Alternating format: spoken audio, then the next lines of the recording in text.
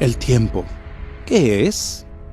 Todo lo que es y todo lo que fue y todo lo que será se encuentra en esta dimensión que conocemos como tiempo. El tiempo se compone de tres partes distintas: el pasado, el futuro y una breve y estrecha parte de la vida que cada uno experimenta llamada el presente. Ese momento continuamente deslizándose entre dos aparentes eternidades, desde el lejano borde del pasado distante hasta el horizonte de un futuro misterioso sin fin, hasta donde sabemos la humanidad se limita a avanzar a través del tiempo, nunca retroceder. Pero ¿y si fuera posible que una persona escapara los límites del tiempo y lo detuviera en su curso y se moviera en él como quisiera? ¿Qué harías? ¿A dónde irías?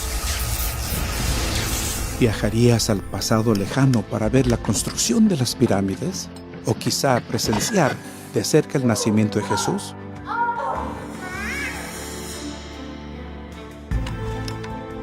O tal vez hasta volver atrás en el tiempo para evitar el asesinato de Abraham Lincoln.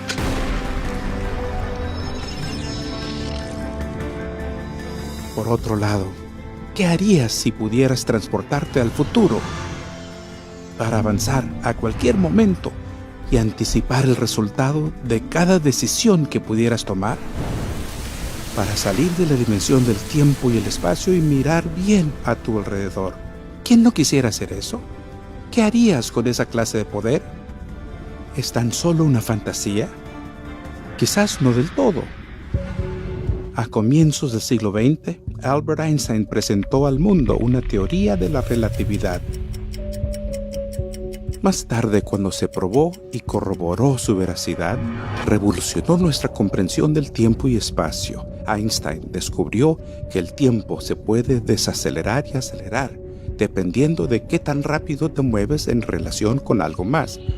Por ejemplo, un astronauta en una nave que se aleja de la Tierra y casi la velocidad de la luz envejecería más despacio que su mellizo que permaneció en la Tierra.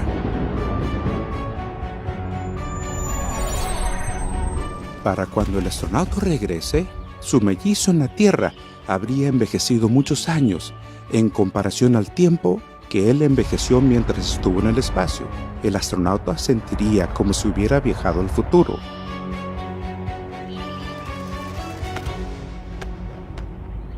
¿Y qué si hubiese un ser poderoso, libre de la restricción del tiempo? Un ser con poder absoluto sobre el tiempo y el espacio. Alguien que conozca el futuro mejor que tú conoces tu propio pasado. ¿Imposible? Y si pudiera probarlo, puede hacerlo con este libro, la Biblia. Sus páginas contienen más de 2000 distintas predicciones comprobables. Si te dijera que más de 1800 de estas profecías ya se han cumplido, ¿te interesaría saber más? Quiero ser claro, la Biblia no es un almanaque que revela quién ganará la próxima Serie Mundial o cómo saber los números de la lotería, pero sí responde a las preguntas realmente importantes sobre nuestro futuro y tu futuro. Y aunque quizás sepas que la Biblia está llena de profecías, ¿sabes qué tan exactas han resultado dichas predicciones? Amárrate bien el cinturón, amigo. Estás a punto de descubrirlo. Él quita reyes y pone reyes, porque su dominio es dominio eterno. Reinos en el tiempo.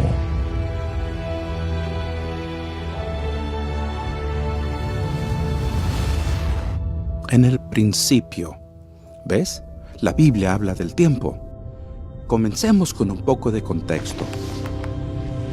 La Biblia es un libro compuesto por 66 libros, escrita por alrededor de 40 autores en 3 idiomas, en 3 continentes, en un período de alrededor de 1500 años. Sus autores fueron personas de todo tipo y clase, pastores, reyes, sacerdotes, gobernantes y pescadores, cada uno con una personalidad única. Escribieron a partir de bastantes experiencias diversas, algunos desde prisiones, otros desde palacios. Algunos vivían en cuevas, otros cautivos en tierras foráneas. Aún así, la Biblia ofrece un relato consistente, con un claro comienzo, un tema constante y un final lógico, todo en torno a un personaje central. Quizás por esto es que la Biblia es el libro más vendido de todos los tiempos, con más de 5.000 millones de copias distribuidas. Veamos la primera profecía.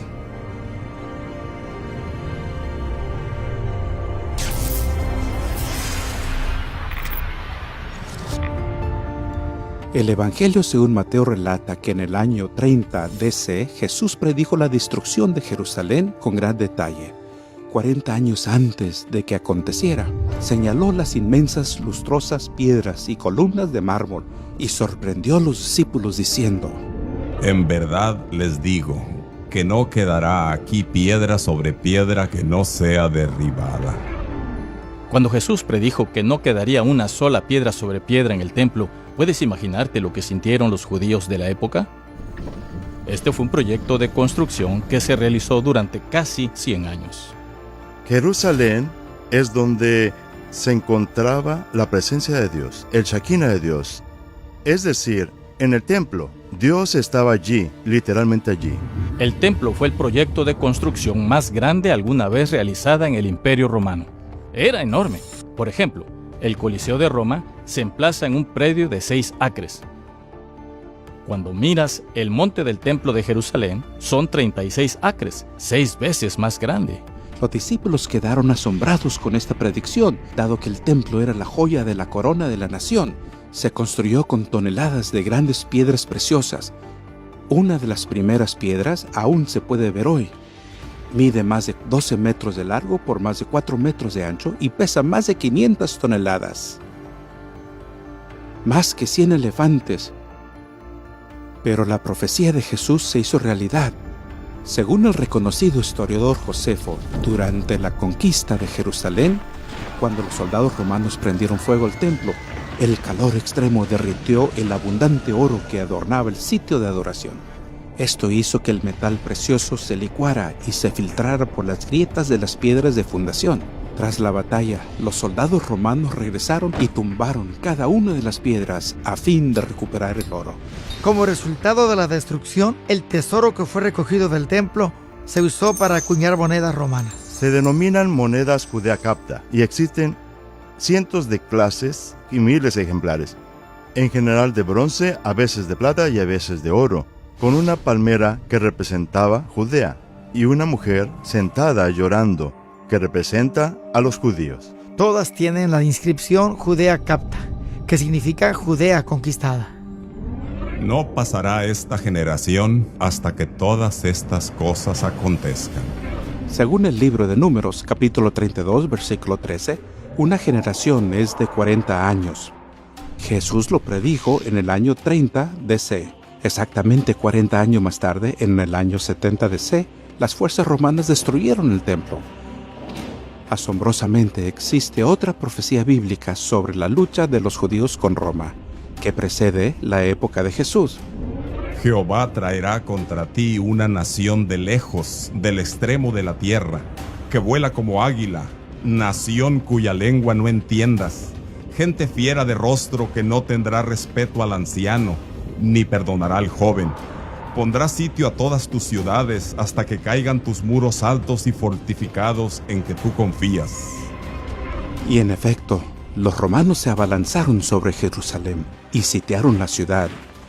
En línea con la profecía de Moisés, las banderas romanas tenían la imagen de águilas al resplandor del sol. Hoy, lo único que queda del templo original es la estructura exterior, conocida como el Muro de los Lamentos. Es interesante que al caminar desde el Muro de los Lamentos hacia el sur, Hay un camino allí que está lleno de escombros y que tiene enormes capas de piedras rotas, apiladas unas sobre otras, que fueron arrojadas y amontonadas allí. Hoy día, no hay duda histórica alguna de que los romanos lo destruyeron. Lo destruyeron en el año 70 después de Cristo, que culminó en ese siglo, y que fue el fin del templo en Jerusalén. Eso habla de la validez de una profecía hecha hacía décadas por una persona que sabía que eso iba a suceder. Sión será arada como un campo, Jerusalén se convertirá en un montón de ruinas y el monte del templo será como las alturas de un bosque. El pueblo judío y la nación de Israel tienen una historia abrumadora. Ninguna otra nación del mundo ha sido desplazada tantas veces. Sobreviviendo múltiples intentos de genocidio, este pueblo fuerte y resistente ha renacido una y otra vez, reclamando su tierra y prosperando. Es increíble que hayan preservado su lengua e identidad únicas y aún después de casi 2000 años de esclavitud, persecución y dispersión mundial.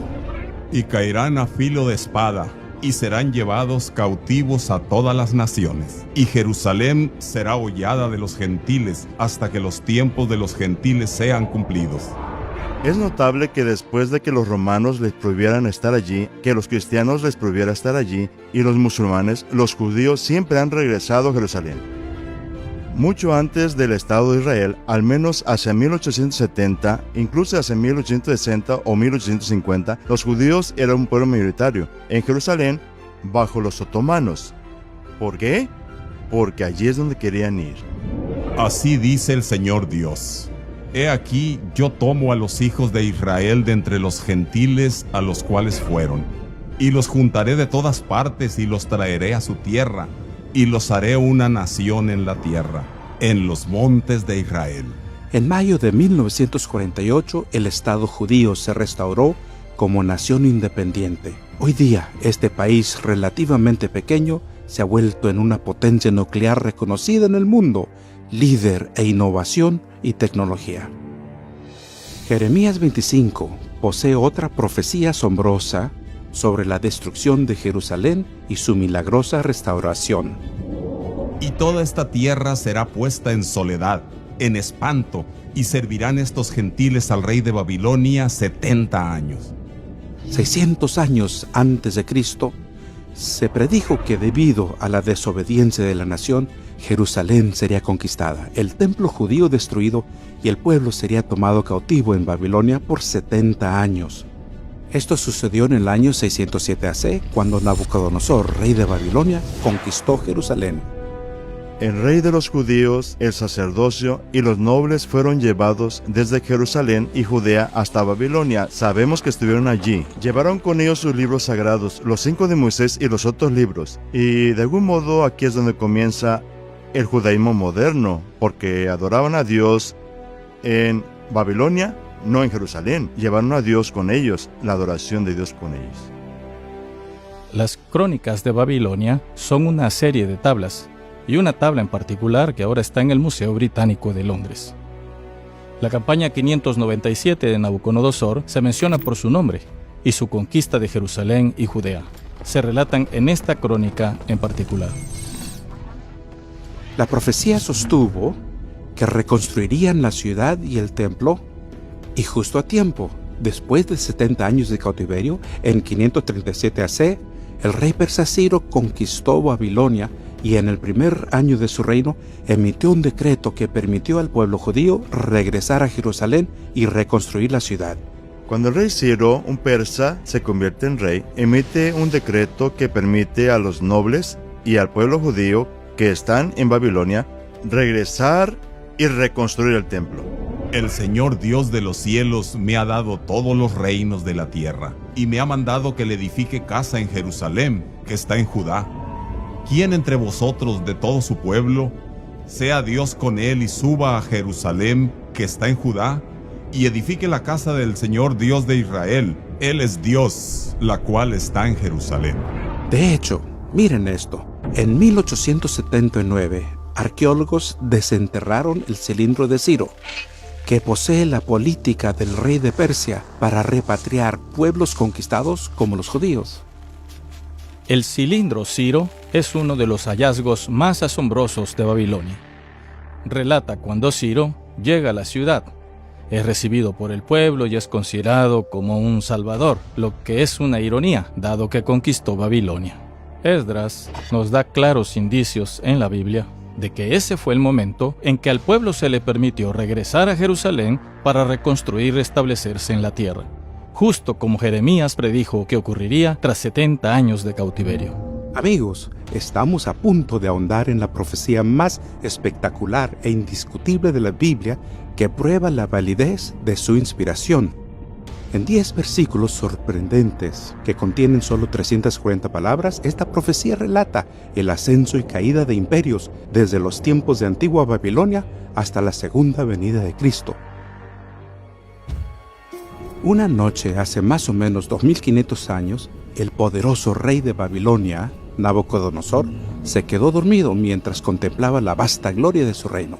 Mientras este gran arquitecto de uno de los imperios más poderosos del mundo finalmente se quedó dormido, se preguntaba qué deparaba el futuro para su reino.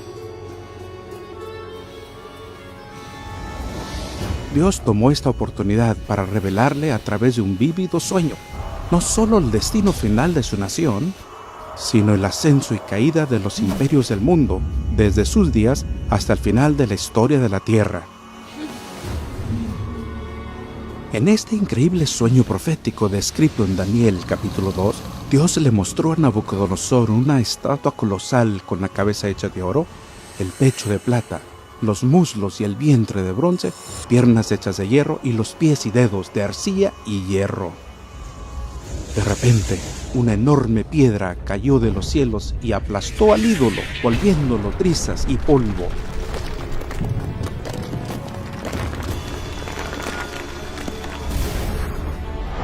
Y la piedra se convierte en una gigantesca montaña que llena la tierra. Nabucodonosor sabía que no era un sueño común, así que preocupado, el rey llamó a sus consejeros más sabios para que le relataran su sueño y su significado. Por supuesto, no supieron el sueño del rey, pero luego Dios otorgó el mismo sueño y su interpretación a un judío que vivía en Babilonia, un joven llamado Daniel. Él se presentó ante el rey y relató los detalles exactos de su sueño, y luego dio la interpretación.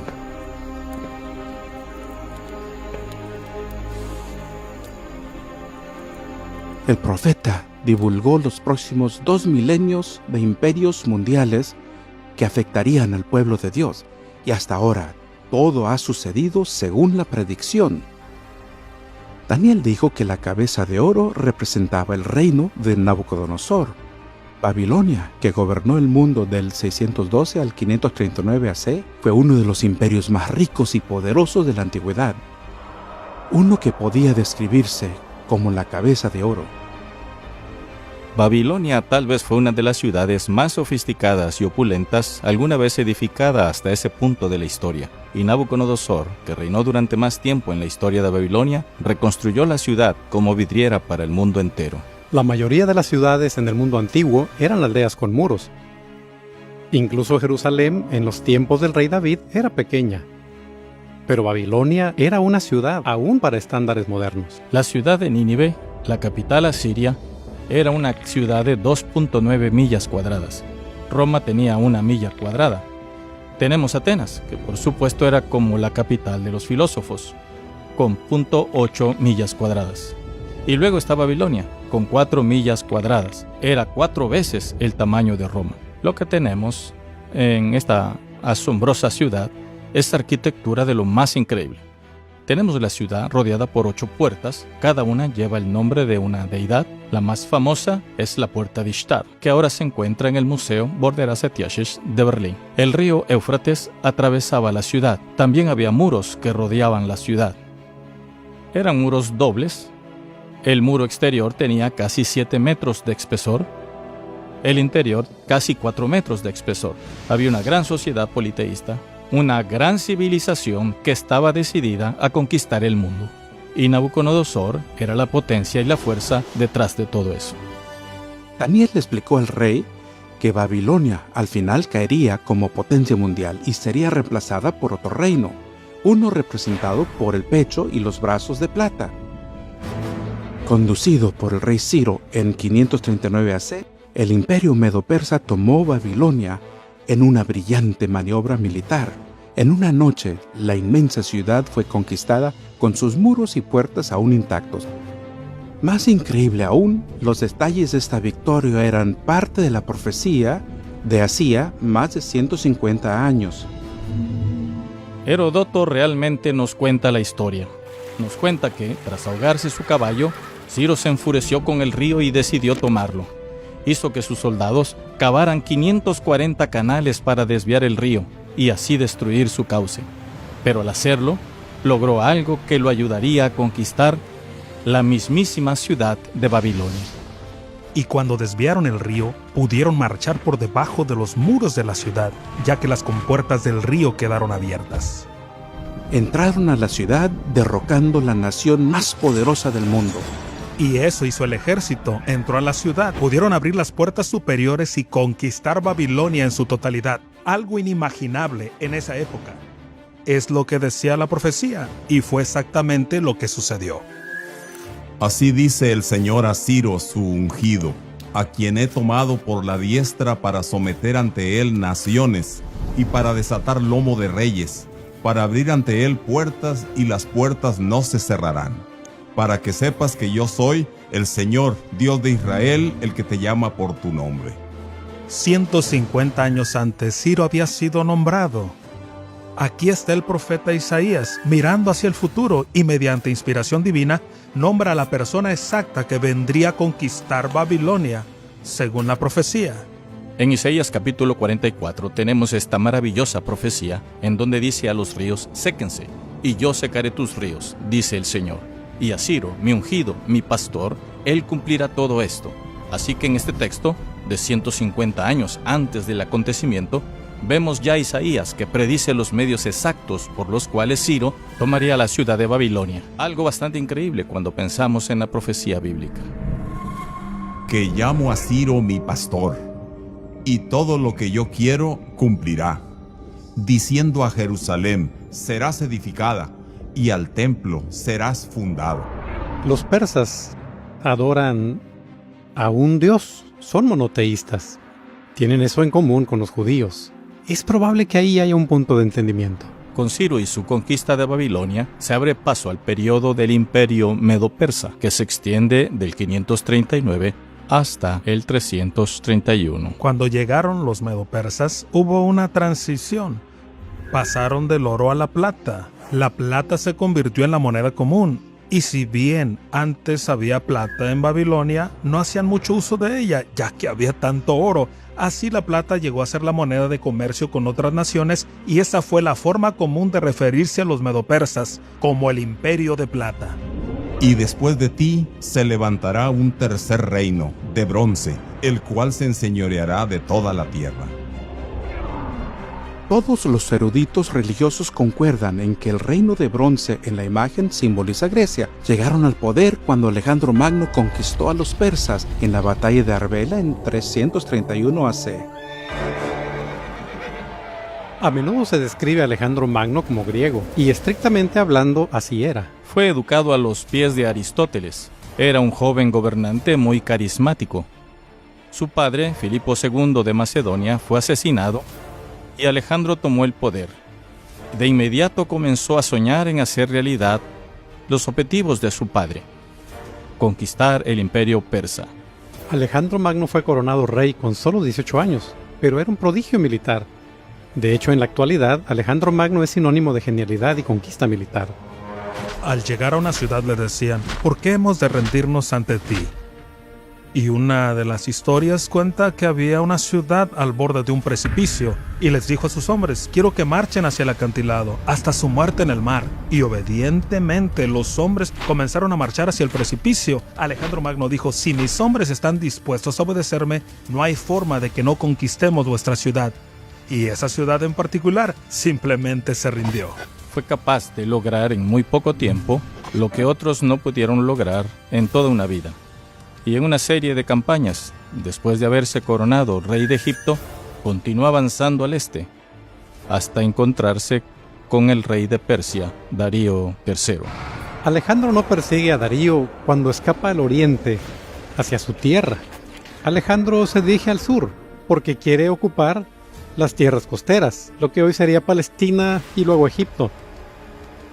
Para seguir avanzando debe conquistar Tiro. Y demolerán los muros de Tiro, y destruirán sus torres, y sacaré de ella su tierra, y la dejaré como una piedra lisa. Tendedero de redes será en medio del mar, porque yo he hablado, dijo el Señor Dios. Por más de un milenio, desde 1500 AC, los fenicios fueron la potencia naval indiscutible del mundo antiguo.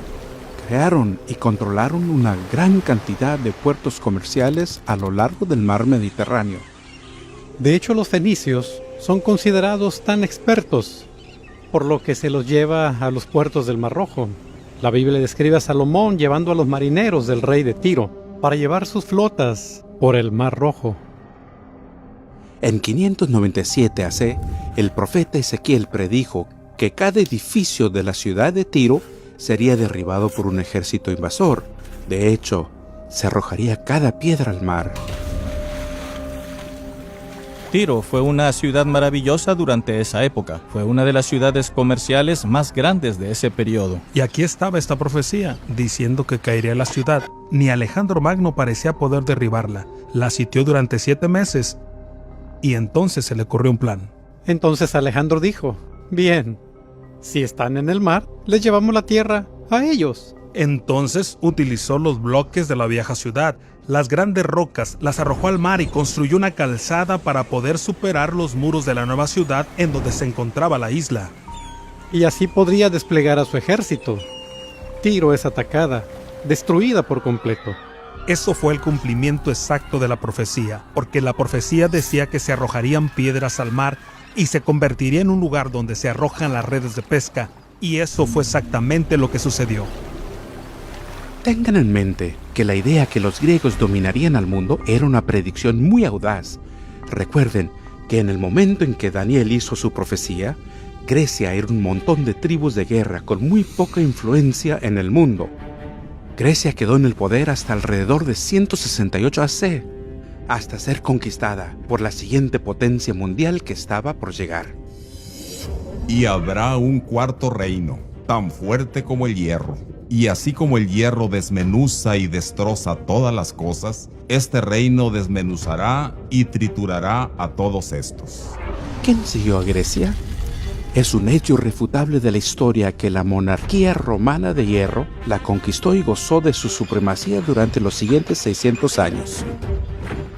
Una vez que aparece el hierro, el principal efecto, en especial en términos militares, es la considerable caída del precio de las armas. Entonces el precio de producir una punta de flecha o de hierro, o una punta de lanza de hierro, o un casco de hierro es mucho menor que el del bronce, principalmente porque el bronce contiene estaño, y este metal podría obtenerse en 2 lugares en el mundo antiguo: Afganistán, o lo que hoy se conoce como Afganistán, o lo que hoy es Cornwall, en Inglaterra. Y su comercio era muy costoso, así que la edad de hierro redujo el precio de la guerra. Esto aumenta el tamaño de los ejércitos. Roma era violenta, eran despiadados, estaban decididos a conquistar a donde fueran, y eran como el hierro, quebrantaban todo en su camino. Cuando el Imperio Romano comenzó a caer en 476 DC, no fue conquistado por una sola potencia. Más bien, varias tribus bárbaras conquistaron a Roma y desmenuzaron la nación, tal como lo profetizó Daniel. Fueron varias las razones por las cuales Roma perdió su poderío. Hubo invasiones bárbaras del norte. Roma tuvo que incurrir en muchos gastos. Roma realmente se disolvió. Tuvo muchos problemas internos. Y a medida que Roma se desintegraba, sabemos de al menos 10 tribus que llegaron y tomaron partes del Imperio Romano. Eso obligó al emperador Constantino a evacuar a Roma y moverse hacia el este para establecer un nuevo centro para su imperio, Constantinopla. 10 de estas tribus originales se convirtieron en las naciones de Europa moderna. Se les conoció como los ostrogodos, los visigodos, los francos, los vándalos, los alamanes los suevos, los anglosajones, los érulos, los lombardos y los burgundios. 7 de estas tribus aún existen en Europa. Por ejemplo, los anglosajones se convierten en ingleses, los francos en franceses, los alamanes en alemanes y los lombardos en italianos. En cuanto a aquello que viste, el hierro mezclado con tiesto, se mezclarán con simiente humana, mas no se pegarán como el hierro no se mezcla con el tiesto. Mediante matrimonios, alianzas y tratados, muchas potencias intentaron en vano reunir al continente europeo. A lo largo de la historia, líderes como Carlomagno, Napoleón, Kaiser Wilhelm, Mussolini y Hitler lucharon por rehacer la gloria del antiguo imperio romano. Pero acechados por las palabras de la profecía de Daniel, no se unirá una parte con la otra, todos fracasaron. Como es de esperar, muchos incrédulos dijeron que las profecías de la estatua de Daniel eran tan precisas que fueron escritas después de los hechos. Pero el sorprendente hallazgo de un joven pastor, en 1946, lo cambió todo.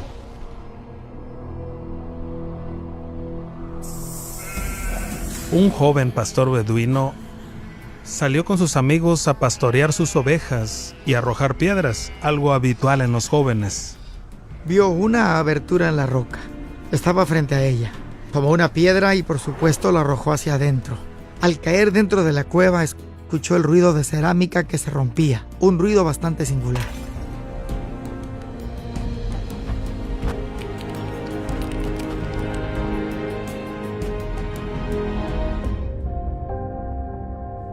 Encontró vasijas llenas de pergaminos en el fondo de la cueva.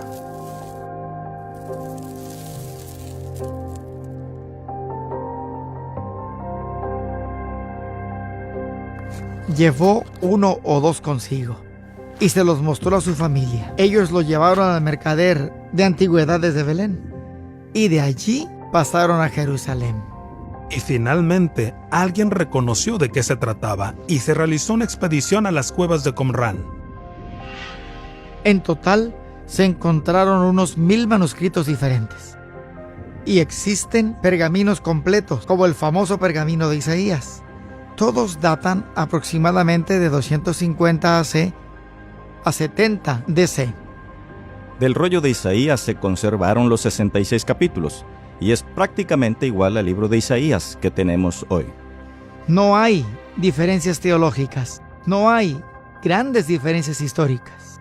Un arqueólogo fue a examinar los manuscritos del Mar Muerto. Los comparó con nuestra Biblia y cuando observó la evidencia dijo: los libros del Antiguo Testamento son tan antiguos y precisos como decíamos que eran.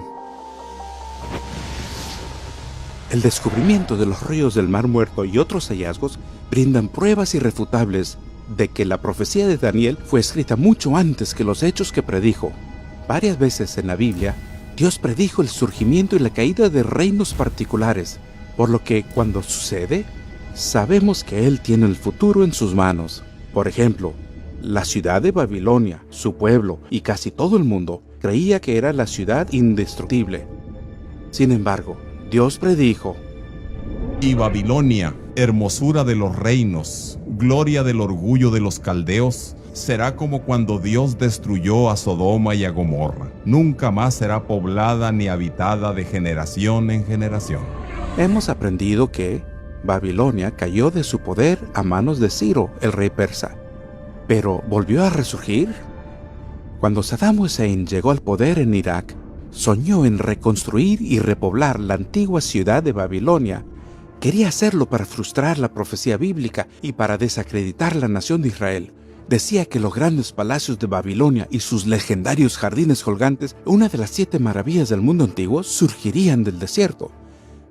Pero la historia reciente muestra cómo se esfumaron sus planes en la Primera Guerra del Golfo en Irak, y Babilonia hasta la fecha continúa sin ser reconstruida y solo unos pocos turistas visitan sus ruinas.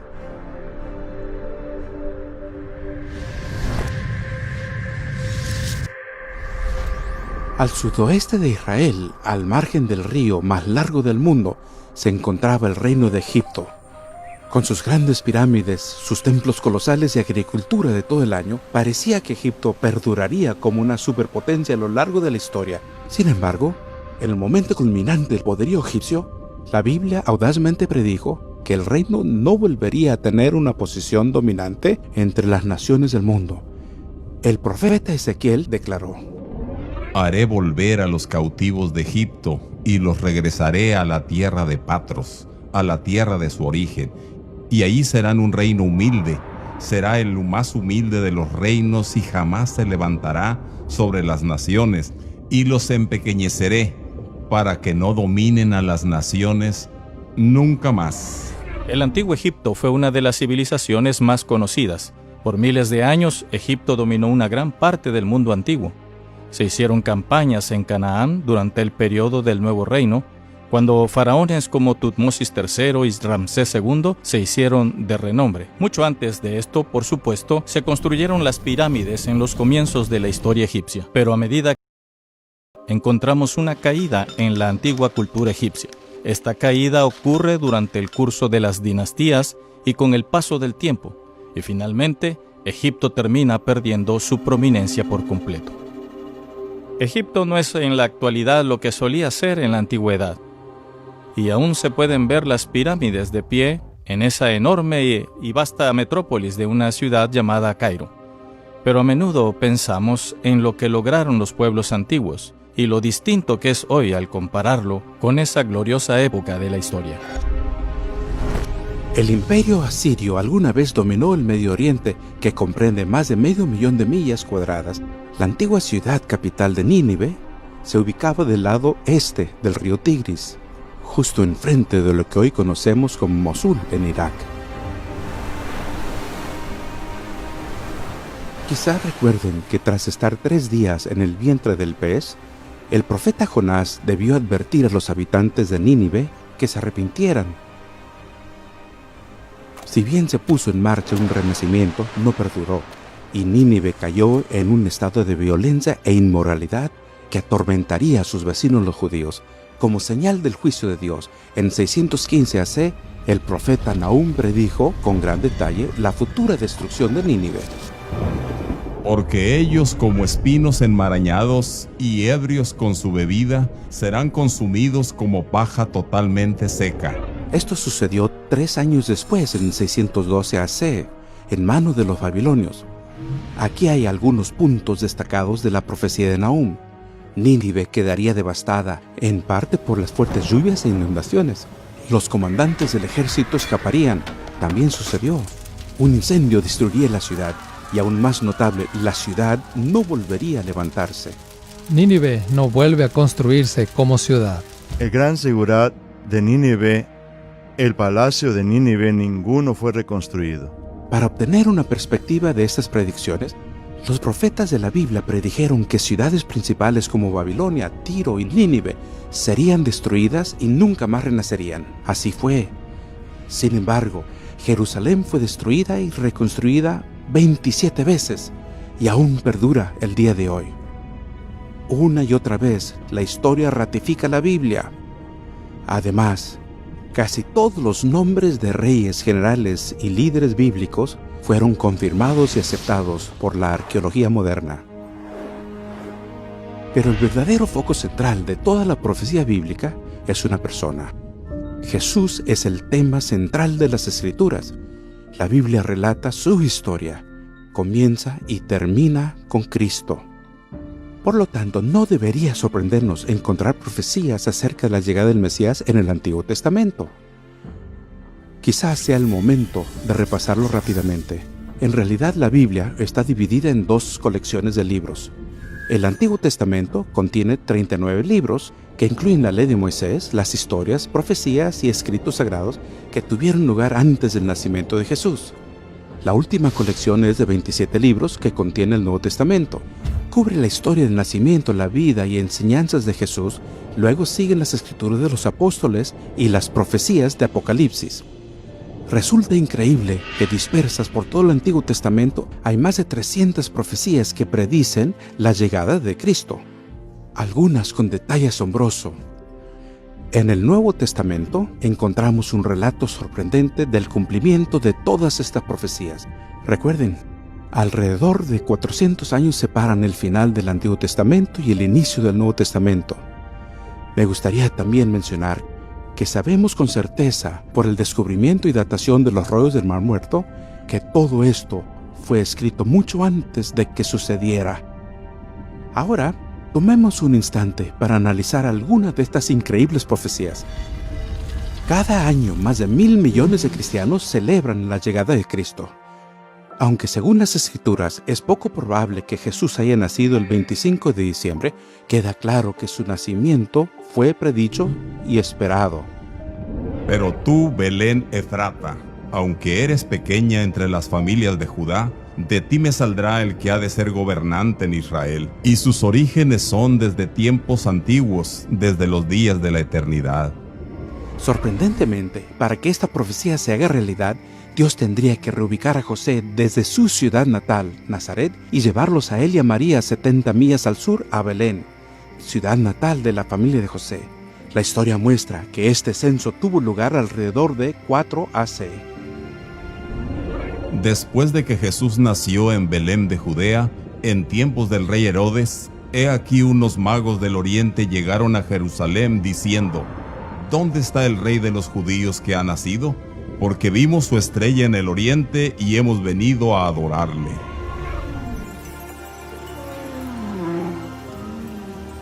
La Biblia no solo predijo específicamente dónde nacería Jesús, sino que indica dónde comenzaría su ministerio. Esta profecía de tiempo viene del libro de Daniel.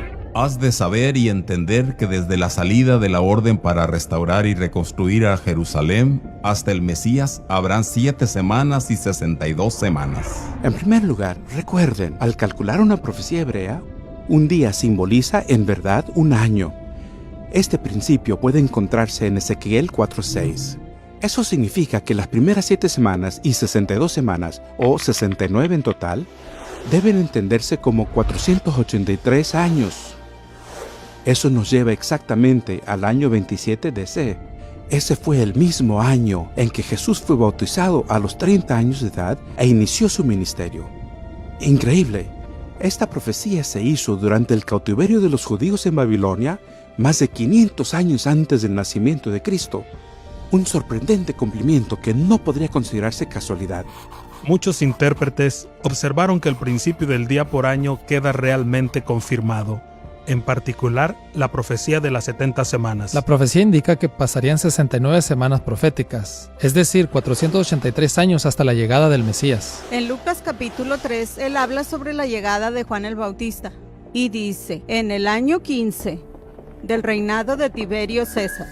Tiberio comenzó su propio reinado al morir Augusto César en el año 14 DC. Calculamos el tiempo en que Juan el Bautista inició su ministerio. Luego vino Jesús y fue bautizado poco después. Vemos que llega al 27 después de Cristo. La profecía dice la llegada del Mesías.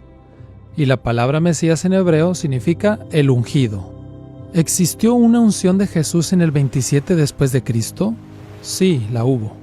En Hechos 10, versículo 38, vemos que Jesús fue ungido con el Espíritu Santo. El profeta Isaías del Antiguo Testamento predijo que Jesús nacería de una virgen 700 años antes que realmente sucediera. Por tanto, el Señor mismo os dará una señal. He aquí, una virgen concebirá y dará a luz un hijo, y le pondrá por nombre Emmanuel.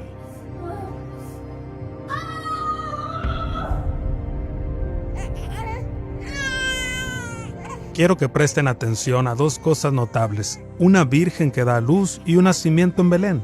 Estas son cosas que Jesús jamás habría podido manipular. Jesús jamás podría haber dicho: intentaré cumplir esas profecías, porque uno no puede elegir cómo nacer o dónde nacer. Sin embargo, estos dos hechos ocurrieron en la vida de Jesús. Una profecía del Antiguo Testamento predijo que el nacimiento del Mesías estaría asociado con un evento genocida.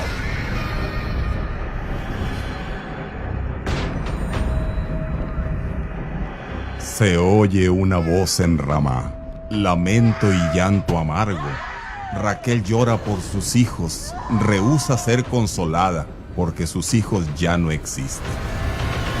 Debido a este violento intento de tomar la vida del bebé Jesús, sus padres fueron obligados a escapar a Egipto por seguridad.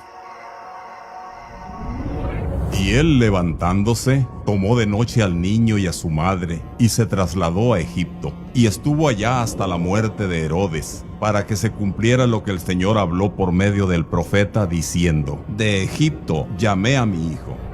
Así fue como la nación judía llegó a Egipto, y ahora eran llamados a salir de Egipto. Jesús va a Egipto, al exilio, y luego es llamado del exilio. Sin duda, algunas de las profecías más sorprendentes respecto a Cristo son las que encontramos en el libro de Isaías, que pone énfasis en los detalles de su ministerio. Estas profecías hablaban sobre lo que Jesús hizo. Trajo esperanza, trajo sanidad, fue luz para los gentiles, fue alguien capaz de restaurar la vista a los ciegos, pudo liberar a los presos. Y cita otro pasaje en Isaías 35 sobre la curación del hombre ciego y el cojo y dice: observen. Luego continúa con lo que estaba haciendo, sanando ciegos y cojos. Él está deshaciendo esas maldiciones de quebrantar el pacto y los va a restaurar para que ellos experimenten una vez más la gracia de Dios.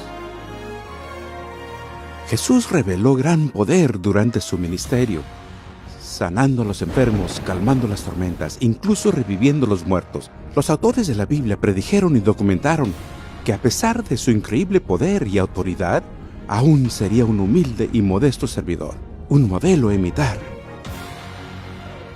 Por ejemplo, en Zacarías 9, versículo 9, leemos: regocíjate sobremanera, hija de Sión, da voces de júbilo, hija de Jerusalén. He aquí, tu rey viene a ti, justo y dotado de salvación, humilde, montado en un asno, en un pollino, hijo de asna.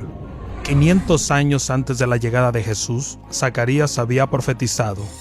Dijo que vendría un rey montado sobre un asno, y eso se convirtió en una tradición. Entonces, al entrar a Jerusalén, con la multitud que gritaba Hosana y extendiendo sus mantos ante él y palmas, la gente hubiera entendido, porque habrían pensado: Jesús se está posicionando como rey, está por iniciar un golpe de estado. Pero Jesús no era esa clase de rey. Jesús parece haber escogido montar un asno para declarar que era un rey antes de ir a la cruz.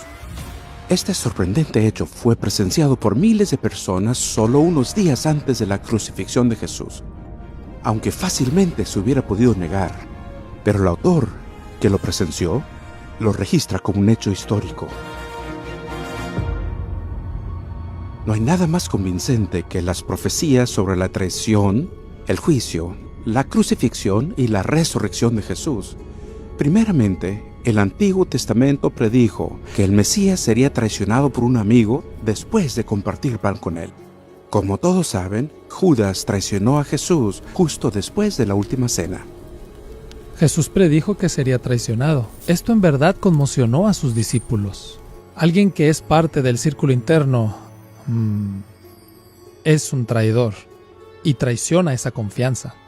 Hay una razón por la cual las personas no nombran a sus hijos Judas. Aún mi íntimo amigo, en quien yo confiaba, el que de mi pan comía, contra mí se ha levantado.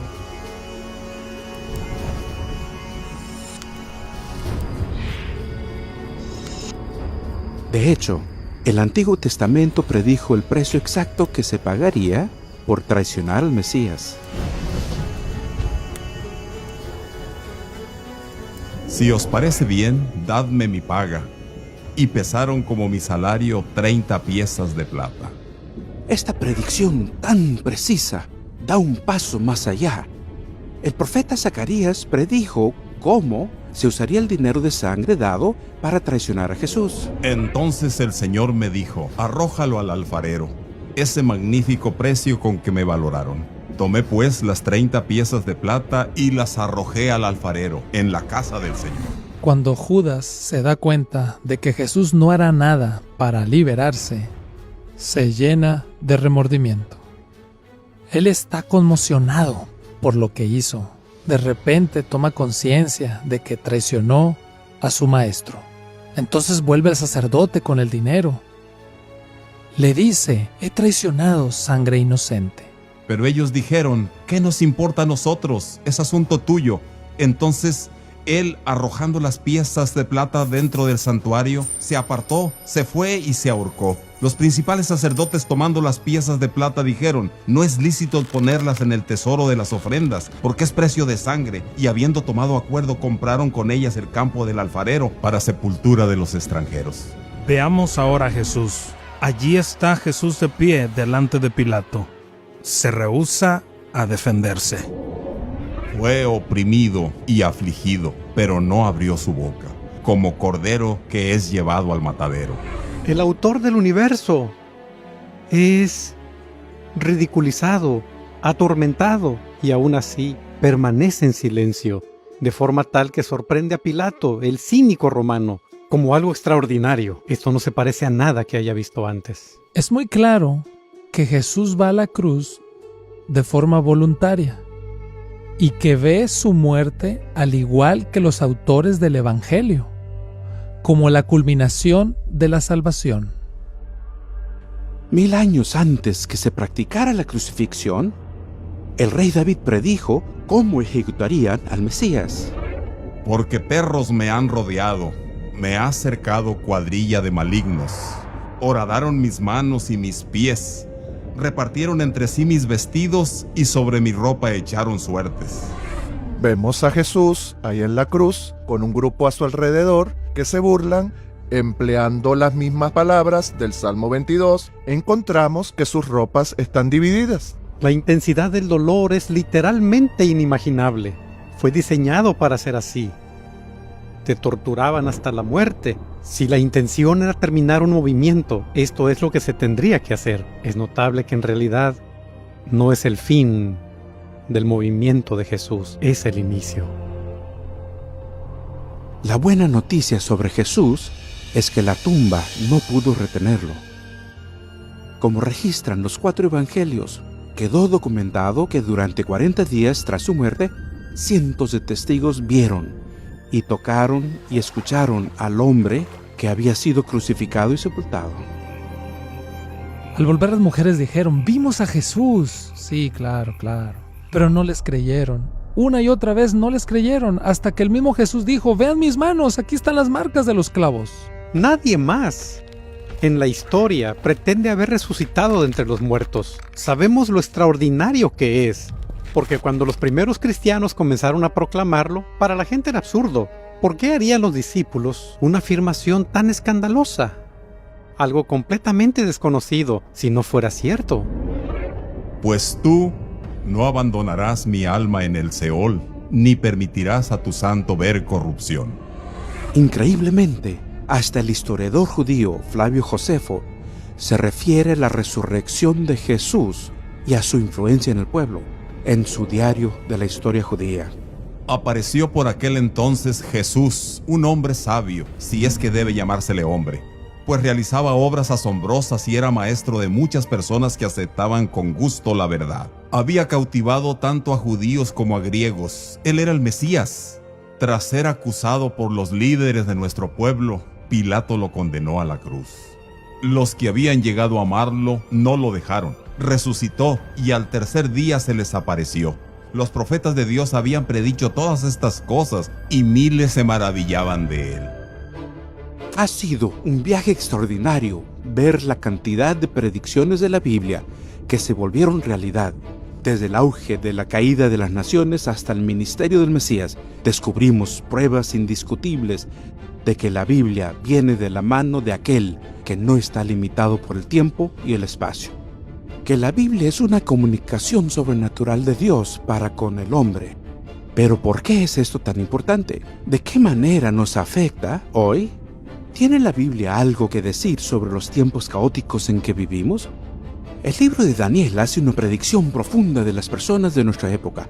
El profeta dice respecto a los últimos días: Daniel, guarda en secreto estas palabras y sella el libro hasta el tiempo del fin. Muchos correrán de aquí para allá y el conocimiento aumentará. No se requiere ser erudito para darse cuenta que se cumplió en formas que ni Daniel hubiera imaginado. En solo una vida, el conocimiento creció tanto más allá de nuestro entendimiento.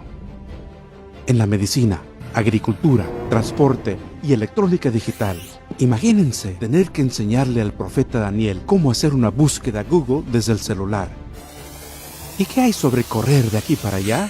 Después de más de 6.000 años de viajar a caballo, las personas pueden ahora viajar en avión a velocidad supersónica. Nuestra última profecía hablará sobre una predicción hecha por Jesús mismo. Una semana antes de la crucifixión, Jesús predijo: Y este evangelio del reino se predicará en todo el mundo, como testimonio a todas las naciones, y entonces vendrá el fin. ¿Se imaginan la respuesta sonriente de las personas en esa época al escuchar esa audaz profecía? ¿Quién se creía que era Jesús? Aquí estaba este pobre carpintero sin educación, que nació en un establo, que nunca había escrito un libro, sin vínculos políticos, prediciendo que sus enseñanzas darían vuelta al mundo. Pero lo que es aún más extraordinario es la segunda mitad de esa profecía. Jesús dice, sin ambigüedades, que cuando su mensaje vaya por el mundo, entonces llegará el fin. Actualmente, cientos de satélites que dan vuelta por el planeta nos brindan una comunicación global casi instantánea. A través de la radio, la televisión e internet se transmite el evangelio a todo el mundo. Anteriormente en este programa, hablamos del sueño de Nabucodonosor, de Daniel 2, de una gran imagen. Representaba las potencias mundiales hasta nuestros tiempos. Y si recuerdan, al finalizar el sueño, cae una enorme piedra desde los cielos y destruye la imagen y luego las hace añicos. ¿A quién representa esta piedra? ¿Y qué es ese gran poder que destruye la imagen?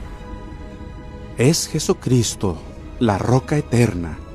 Toda la historia se dirige ahora hacia el dramático final, cuando el Hijo de Dios regrese con poder y gloria. El cumplimiento de la profecía revela que casi llegamos al fin del tiempo. Queda tan solo una pregunta importante por responder. ¿Están preparados para el suceso más grande de la historia del mundo? ¿Están listos para la venida de Jesús? Amigos, pueden estarlo. Porque de tal manera amó Dios al mundo, que dio a su Hijo unigénito, para que todo aquel que en Él cree no se pierda, mas tenga vida eterna. Acude a Él en oración y pídele que te perdone y que te salve. Él te promete que lo hará. Entonces, en lugar de tener un fin sin esperanza, podrán tener una esperanza sin fin. Pero el momento es ahora. Hoy es el día. ¿Por qué no le piden ahora?